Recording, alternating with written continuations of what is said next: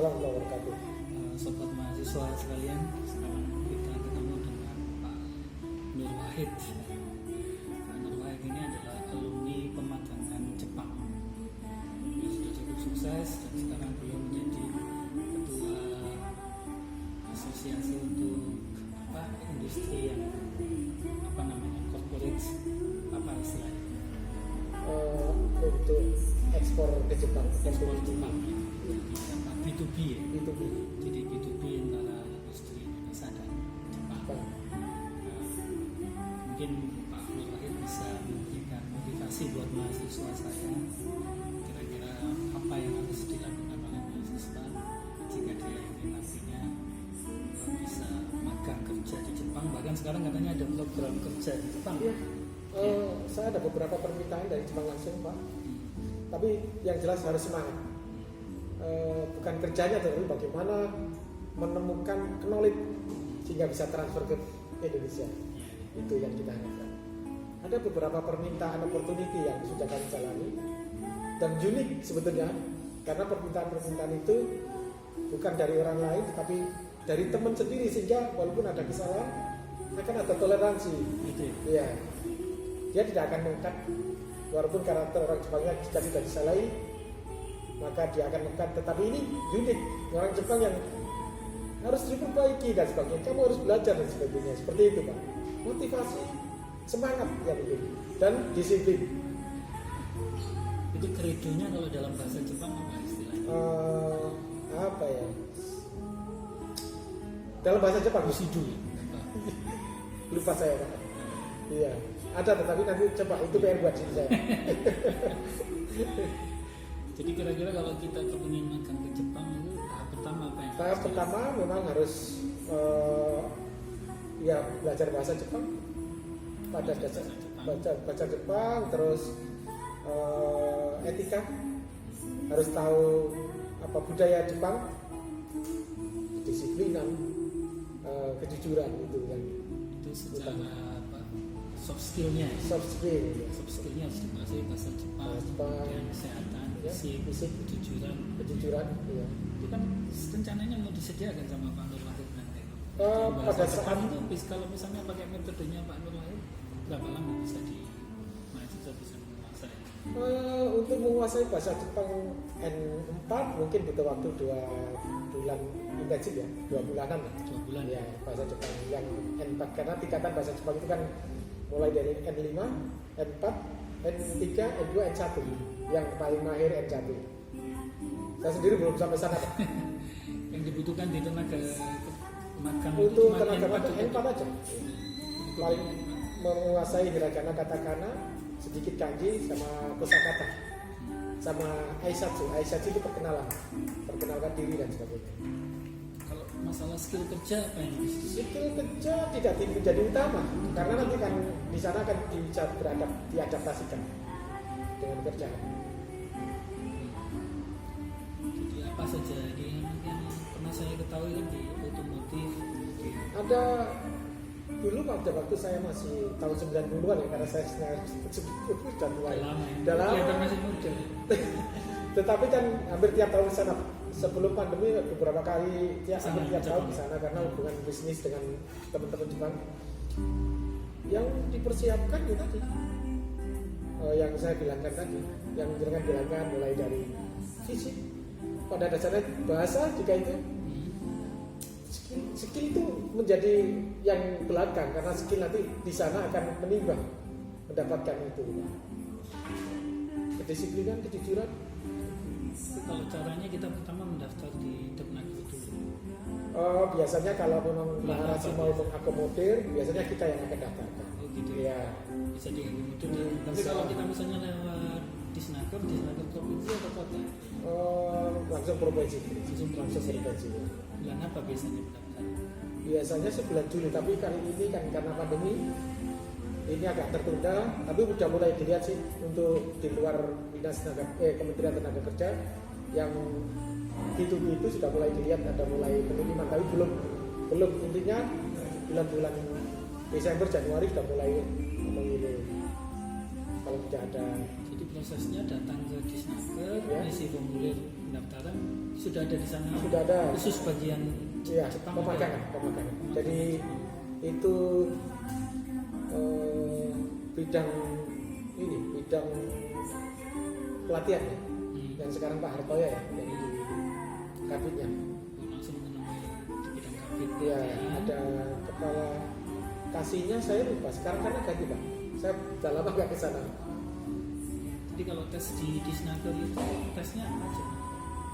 Tes yang pertama itu bahasa itu menjadi setelah ada tes nanti, mulai dari ini administrasi, setelah itu Administrasi apa kata kuncinya supaya bisa lolos? administrasi itu semuanya Pak, ijazah yang terus ya surat kelapan baik, surat dari rekomendasi dari pemerintah desa, nanti ada surat lamaran untuk dinas tenaga kerja, Kementerian Tenaga Kerja bidang pemagangan, ada lagi foto background rumah dan orang tua kita keluarga, itu juga salah satu. Terus surat kesehatan itu juga salah satu administrasi. Yang kedua setelah lolos di administrasi ada tes matematika dasar. Itu 10 soal, 20 soal, tidak boleh salah dari 13, selesai dalam waktu kalau nggak salah 20 menit baru selesai. Tapi itu mudah karena itu matematika dasar, pembagian, pengurangan, perkalian, penjumlahan, ada beberapa soal cerita dan presentasi. Dan itu mudah. Hari berikutnya kesemaptaan. Kesemaptaannya harus betul-betul ini mulai tinggi badan. Tinggi badan minimal 160, 160. tidak boleh min, Matanya ya, minus. tidak boleh buta warna, tidak pernah patah tulang, tidak punya ini riwayat hernia. Kalau itu sudah tidak ada masalah, tidak ada penyakit kulit dan sebagainya. Ada tes fisik. Tes fisik itu lari 3 km dalam waktu 15 menit. Ada toleransi ya 2 menitan. Nanti setelah itu berhenti push up 35 kali. Setelah selesai sit up. Setelah itu semua selesai, nanti akan ada interview. Interview itu yang ditanyakan adalah pengetahuan dasar aja, pengetahuan dasar umum tentang Jepang itu seperti apa sih, dan sikap daripada para peserta tes tadi. Setelah itu selesai, nanti masalah kelulusan nanti setelah itu diumumkan di websitenya pemagangan. Tetapi kalau kita yang bimbing, insya Allah semuanya lancar lah.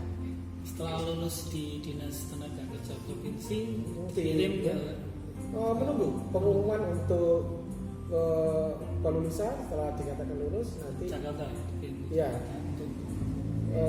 akan ada tes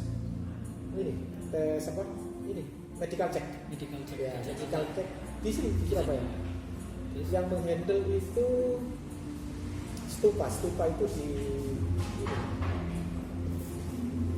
Jemur Sari yang di rumah sakit ibu dan anak itu kan, ya di daerah sana. Setelah itu tidak ada masalah, baru nanti 2 minggu setelah itu akan ada pengumuman bahwa akan dilakukan monitoring bahasa Jepang, karena tadi sudah belajar bahasa Jepang, monitoring bahasa Jepang. Nanti setelah monitoring, ini nggak ada masalah, ini langsung melakukan pelatihan daerah ya. Tahap pertama 2 bulan. Di situ sudah mulai diperkenalkan tentang kedisiplinan orang Jepang, budaya Jepang dan sebagainya. Mulai bangun pagi, masuknya jam 8 harus 20 menit sebelum jam 8 sudah harus rinsu itu latihan berbahasa Jepang sampai jam 5. Nanti malam hari harus mengerjakan PR yang disiapkan, dan itu selama 2 bulan. Itu di sini Di PLK Provinsi di Provinsi Jawa Timur. Nggak tahu penarukannya di PLK Surabaya atau di Malang, biasanya 2 itu ya. Setelah lolos dari sini Setelah lolos dari pelatihan ini, karena ketat tidak boleh merokok atau pada saat keluar ada batas waktu seperti di TNI, karena yang dinas di situ sudah selama pelatihan 2 bulan itu sudah diwawancarai perusahaan Jepang yang kesini mau kerja di bidang apa dan sebagainya, sudah semuanya tertera, sudah tanda tangan kontrak walaupun belum resmi kontrak, itu nanti akan diulang tanda tangan kontraknya di Jakarta. Setelah selesai 2 bulan sudah masing-masing sudah tahu, perusahaan saya ini, gaji saya ternyata segini dan sebagainya. 2 bulan selesai, sebelum berangkat ke Jakarta, ada orang tua yang dipanggil untuk memberikan sosialisasi tentang program magang itu seperti apa sih. Itu yang jalur G2G ya. Setelah 2 bulan selesai, dia harus berangkat ke Jakarta. Pra pemberangkatan ke Jepang, semuanya tiket sudah disiapkan oleh Jepang. Yang kita siapkan hanya biaya untuk keseharian kita, beli yen, mungkin 10.000 yen sama dengan 1.300.000 sekarang, atau 1.400.000 ya. Sama keperluan yang lain yang dia butuhkan selama pendidikan 2 bulan di Jakarta. Karena makan, asrama dan sebagainya itu ditanggung oleh perusahaan Jepang tadi, ya, yang kolaborasi tadi ya, yang difasilitasi oleh Dinas Tenaga Kementerian Tenaga Kerja. Kembali kepada pelatihan tahap pertama di daerah tadi, untuk biaya pelatihan tahap pertama, makan, asrama, semuanya dibebankan oleh peserta. Itu berapa kira-kira? Antara 5 jutaan lah. Ya, itu. Dan sistemnya sistem gugur. Artinya pada saat pelatihan di tahap pertama di daerah tadi, jika anak-anak itu tidak mampu di dalam mengikuti bahasa Jepang atau biasanya bahasa Jepang, kalau sikap biasanya sudah di off kan. Tetapi kalau hanya bahasa Jepang, dia disuruh mengulang kembali, tidak usah ikut tes dari awal. Tahap berikutnya disuruh ikut latihan langsung. Seperti itu. Tapi kalau sikap sudah tidak bisa ada toleransi. Setelah tadi ini rutenya ya, setelah pelatihan di pusat dan sudah tahu berapa lama? Jadi kalau di daerah tadi 2 bulan 10 hari, di pusat 2 bulan 10 hari sama. 2 bulan 10 hari. Ya. Jadi total 4 bulan, 4-5 bulan. 4-5 bulan. Di situ berangkat di Jepang. Nanti di Jepang pun dia harus masuk Polytechnic Center di daerah Saitama ya, dekatnya pinggiran Tokyo. Di sana sudah mulai menerima uang saku, walaupun tidak banyak, tapi uang sakunya tidak langsung dikasihkan dalam bentuk uang saku. Tetapi selama pelatihan 1 bulan di Polytechnic Center, para peserta makan, asrama dan sebagainya dipotong pun dari uang saku tadi. Dia hanya latihan cara hanya mikir saja. Mikir itu seperti apa, bina kedisiplinan, adaptasi untuk interaksi dengan orang Jepang seperti apa di balai latihan Polytechnic Center di Saitama. Setelah 1 bulan, anak-anak para peserta magang tadi yang sudah di sana dikasih uang sisa daripada uang saku tadi, tetapi tidak diberikan semuanya. Separuh dari uang yang masih tersisa untuk masing-masing ke perusahaan yang sudah menjadi kewajiban dia di perusahaan tadi. Ada yang dijemput, ada yang langsung naik pesawat ke daerah masing-masing. Sisa daripada uang saku tadi dikasihkan pada saat menerima gaji pertama di perusahaan. Tahun pertama ada ujian untuk naik berikutnya. Tahun kedua sudah oke. Tahun ketiga nanti bisa pulang, tetapi sekarang bisa memperpanjang sampai 5 tahun. Sekarang bisa sampai 5 tahun. Pulang cuma 3 tahun. 3 tahun. Saya justru 2 tahun saja. Dan awal-awal peralihan dari 2 tahun ke 3 tahun. Sekarang sudah 5 tahun. Dan 5 tahun selesai dalam keadaan baik, dia bisa mengajukan sampai 5 tahun lagi, 10 tahun. Terus katanya ada program bukan magang, sekarang ada program kerja. Oh ya, Jepang sudah membuka caregiver baik laki-laki maupun perempuan. Dan sekarang saya ada beberapa permintaan dan itu banyak dari Kumiai. Kumiai itu yayasan, semacam yayasan yang ada di Jepang yang semacam agent membiayai merangkul para pengusaha Jepang untuk bisa mengambil tenaga-tenaga dari Indonesia. Karena tenaga-tenaga dari Indonesia itu terkenal baik, walaupun ada 1-2 yang belum, tetapi itu tertutup. Beda dengan negara-negara tetangga ya. Di sana itu kan ada Vietnam, Filipina, Bangladesh, dan kita bersaing dengan orang-orang itu. Thailand, kita terkenal dengan budaya yang baik, tidak Ya, kita lebih baik dibanding ya, budaya kita. tidak suka mencuri. Betul. Karena Vietnam, Thailand, Filipina itu suka mencuri dan suka minum, seperti itu Pak. Karena di agamanya kan memang kita sudah di Iya. seperti Jadi itu. kan mayoritas Islam. Iya. Setelah 3 tahun di sana, kalau mau ngambil 3 tahun, 3 tahun pulang semuanya. Dia mau 3 tahun itu bisa saving sampai berapa? kalau 1 bulan 100 artinya 300 lah selama 3 tahun. 300 juta. 300 juta. Tetapi ada uang kemandirian dari para pengusaha Jepang. 3 tahun itu sebanyak ya 600 ribu yen, ya 100 juta. Tapi pulang itu insya Allah sudah bisa saving 400 juta. 400. Nanti ada sisa asuransi dan pajak. Itu yang akan dikirim setelah ada di Indonesia semua. Oh, itu berapa gitu? 100-an juga? Enggak lah, sampai paling ya 50 sampai 60 ya. Jadi 450 juta selama 3 tahun ikut magang Jepang. Iya. Tinggal bagaimana anak meminit, para peserta itu meminit keuangan di sana, masak sendiri, nggak usah sering keluar dan sebagainya. Keluar hanya pada saat refreshing saja. Toh perusahaan setiap tahun juga mengadakan acara-acara rekreasi untuk perusahaan. Terus pulang dari sana mendapatkan sertifikat dari JITO, sekarang berubah bukan JITO, kompetensi D3 di bidang teknik. Belum lagi nanti setelah pulang ke sini kita nggak usah ngelamar ke perusahaan-perusahaan, Pak. Sudah banyak Perusahaan cacat sebelum kita pulang diakomodasi oleh pemerintah pusat. Perusahaan Jepang yang di sini akan datang untuk menginterview masing-masing peserta, mau milih yang mana. Biasanya sudah ada referensi. Oh, perusahaan ini mengharapkan yang ini, sudah ada data-datanya. Jadi taruhlah Panasonic, datangi anak yang sudah kita terapis ini. Biasanya di referensi. Jadi sudah di plot masing-masing. Jadi enak ya. Jadi Iya. nggak kayak dulu harus mencari sendiri. Bentar, sekarang enggak? Ya. Dari dulu saya sebetulnya tidak usah mencari karena perusahaan yang cari, karena dia tahu anak-anak yang peserta magang yang pulang dari Jepang, artinya mindsetnya sudah mindset Jepang, bisa ke knowledge, transfer ke knowledge yang didapatkan seperti itu. Jadi sebetulnya cukup menarik. Ya, Ya hanya tergantung teman-teman mahasiswa saja. betul. bagaimana. Sekedar untuk mencari pengalaman, Ya. mumpung masih muda kalau saya. Tapi sebetulnya kan secara pendidikan kan lulusan SMA atau SMA. Oh, ini malah SMK aja bisa, tetapi tidak harus perguruan. tidak harus perguruan tinggi, tetapi perguruan tinggi lebih baik, dia bisa melanjutkan. Banyak teman-teman saya melanjutkan kuliah di sana. Setelah lulus S1 di sini, dia dapat teman-teman, dia dapat bapak angkat yang bisa mereferensi untuk bisa kuliah karena kemampuan bahasanya sudah oke. Sudah bagus. Iya. Banyak yang stay di sana untuk melanjutkan S1. Tapi bahasa kuliahnya bukan bahasa Inggris ya. Bukan ada yang bahasa Inggris ya, tapi kesulitan juga. Iya, kesulitan juga. mewajibkannya kan Bahasa Jepang. Jadi sebetulnya kesempatan bagi para mahasiswa, Pak, yang ke sana sudah 3 tahun, tetapi dia nggak usah belajar lagi penyelesaian bahasa Jepang, tetapi sudah mampu untuk bisa langsung kuliah S2-nya di sana. Sebetulnya sekarang kan ada program kampus Merdeka Belajar. Oh iya, Iya, 40 SKS. Jadi kalau mahasiswa katakanlah semester 3 ya.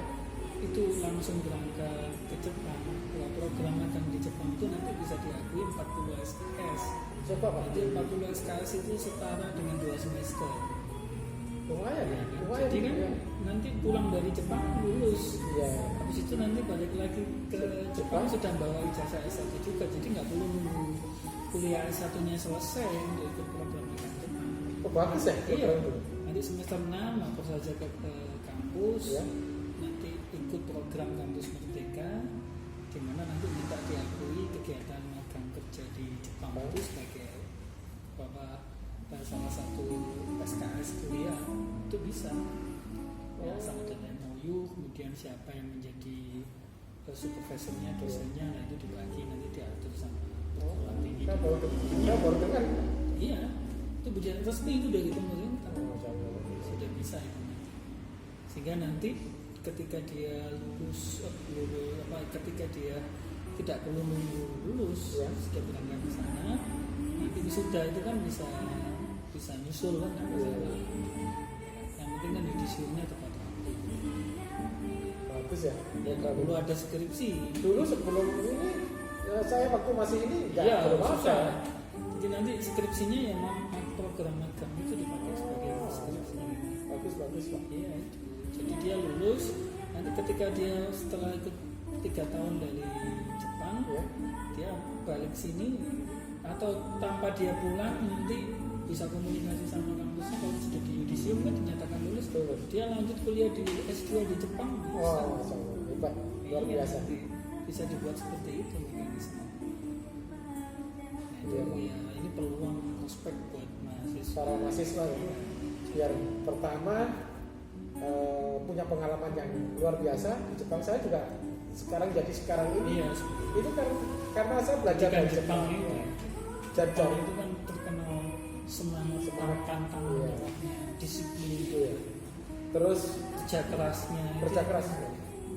Kan sekarang itu yang lemah di kita ini jadi apapun, jadi profesional, mau jadi wirausaha, mau jadi pegawai, itu kelemahan rata-rata pegawai personalia itu yang dikeluhkan. Itu ya yang pertama adalah aspek itu. Jadi SDM kita ini sekarang itu gampang mudah menyerah, ya kan?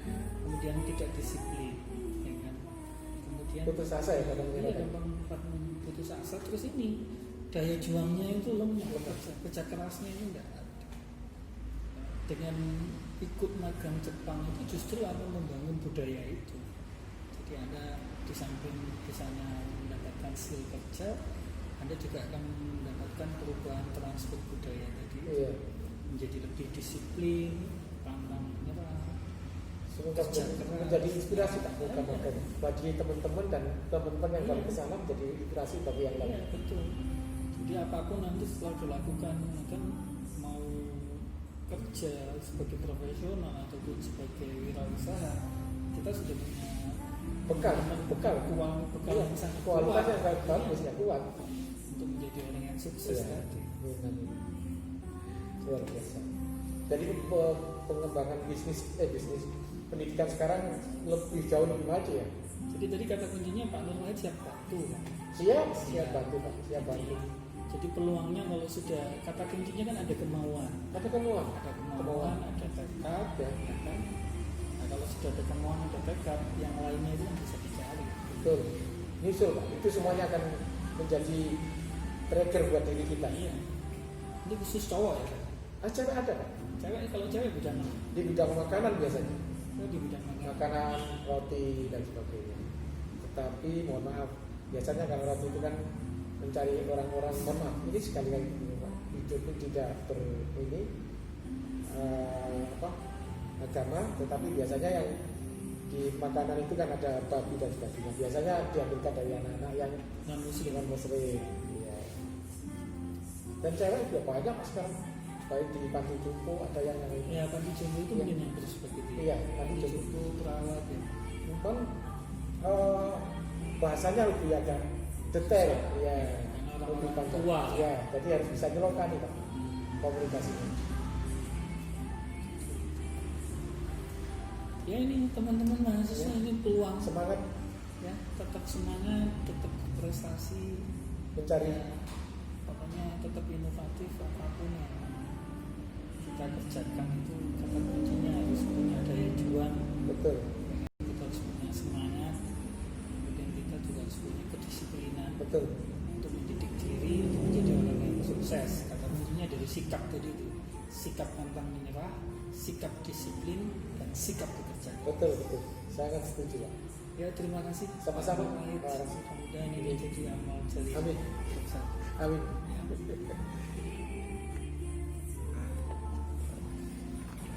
Berapa menit Pak?